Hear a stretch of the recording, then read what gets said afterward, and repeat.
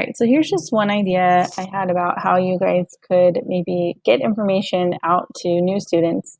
Normally in the classroom, we'd pull them aside and we'd get them caught up, but there needs to be a more efficient way to do this. So I made a folder in my drive for specifically for new students. I made them a welcome video just talking about the class, and I'll show you guys how I implemented that. And then we have like a slide for new student directions that I'll show you also. And then I make a checklist for myself on what I need to do with new students. So I need to add them to Google Classroom and such. What I should email them so I don't have to keep reinventing the wheel there. I just copy, paste it, send them an email.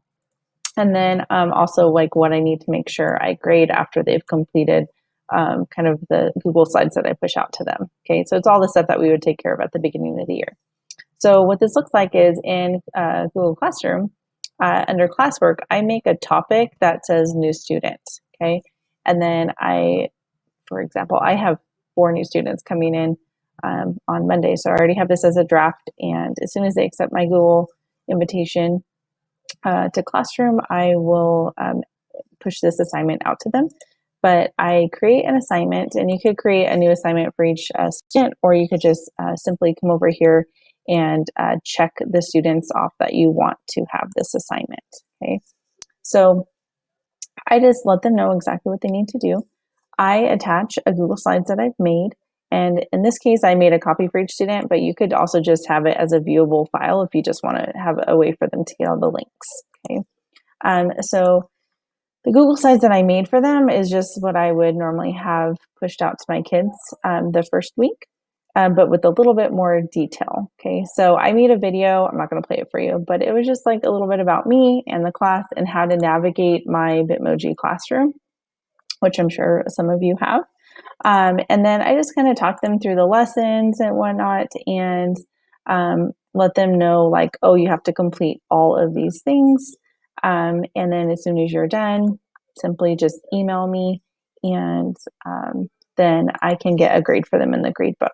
Now, something just useful, I'm just letting you guys know, whenever I have a video that I want the kids to watch, but I don't want to have to put it into Edpuzzle or Nearpod, I put a code word in there and I make them give me the code word or code phrase in like the email or in a form or in a question that I have, just so that I can kind of double check that they watch the video. Or if in my weekly directions, I put a code word in there, so that all of my students, before they bombard me with emails, I'm like, well, did you watch the video?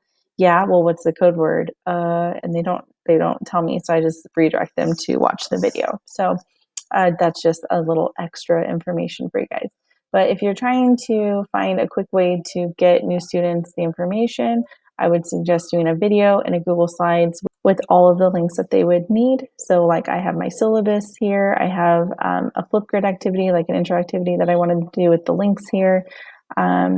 It's just some, how to create a signature and like do an email assignment. It's all in one neat place.